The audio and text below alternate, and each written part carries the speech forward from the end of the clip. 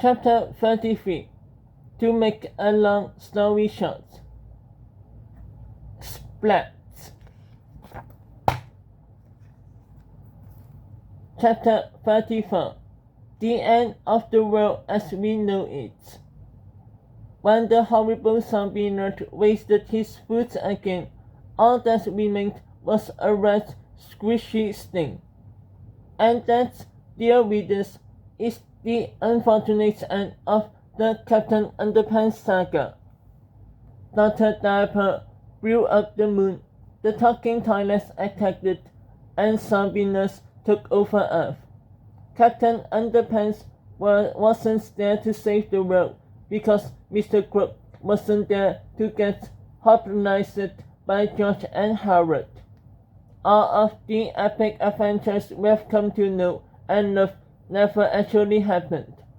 And now, the only chance of making things right again has just been obliterated. It is with great sadness that I must tell you, this is the final chapter of the last Captain Underpants epic novel. There will be no more Captain Underpants adventures.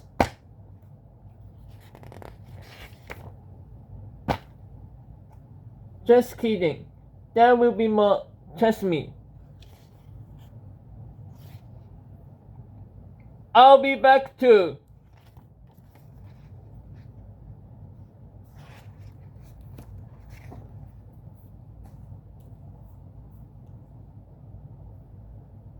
Captain Underpants and the tyrannical retaliation of the Turbo Toilets 2000.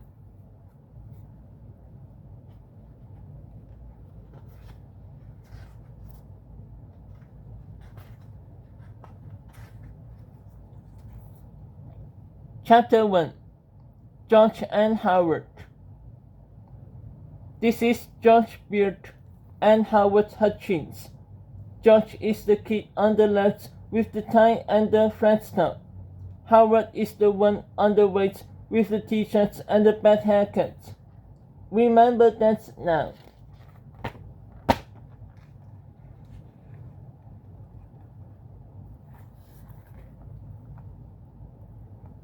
If you're confused by what's going on here, don't worry.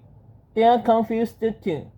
You see, George, Howard, and Captain Underpants had just undergone an epic adventure that started out in the dinosaur age and ended at their school 30 years in the future.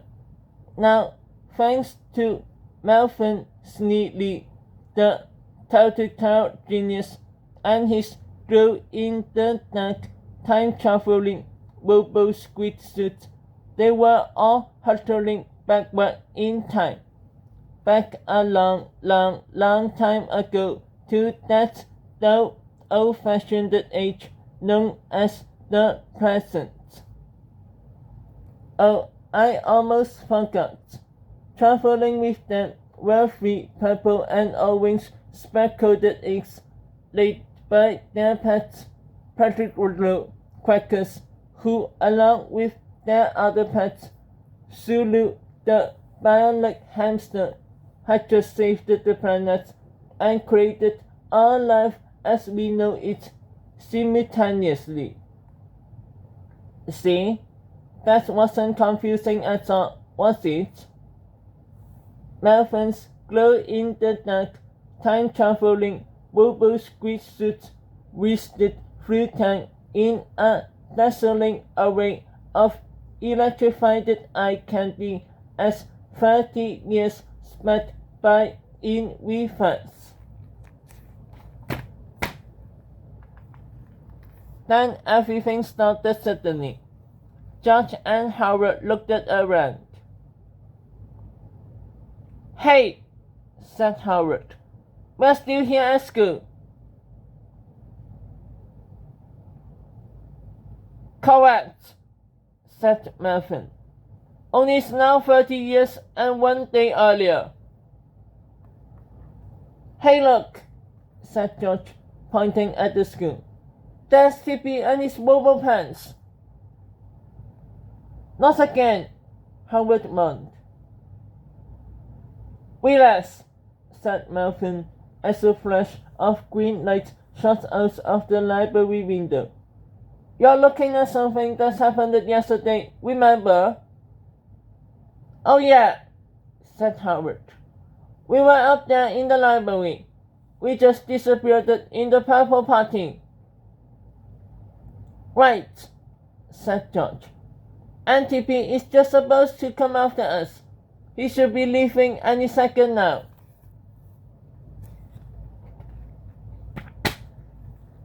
Suddenly, a crackling blue light shot out of the rubber pants, and before you could say convoluted plot line, it disappeared into the noontime haze.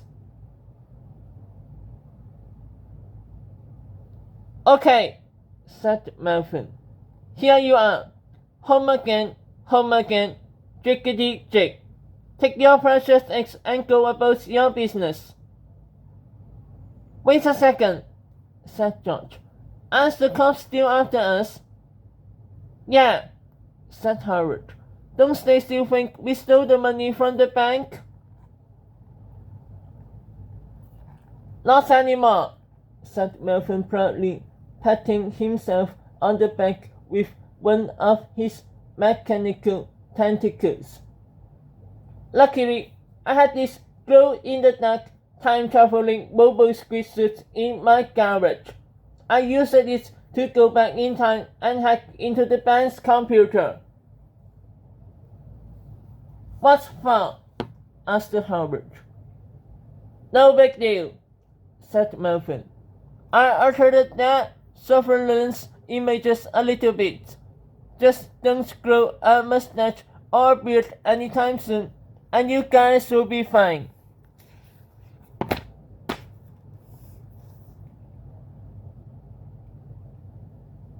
Wow, said Howard. Malcolm's neatly rescued us. I can't believe it. Yeah, I don't get it, Malcolm, said George suspiciously. You've always hated us. How come you're being so nice to us all of a sudden? Oh, I have my reasons, said Malcolm. I have my reasons. And Malcolm did indeed have reasons. One whole year's worth of reasons. But before I can tell you that story, I have to tell you this story.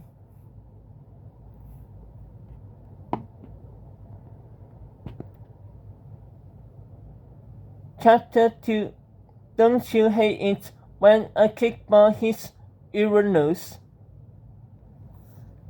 Somewhere in the deepest, darkest reaches of our solar system, a wet rubber kickball was zooming through space. None of Earth's top scientists could explain where it had come from or why it was racing towards Uranus, but it had been on its present course for the past 5.5 books, and nothing could stop it.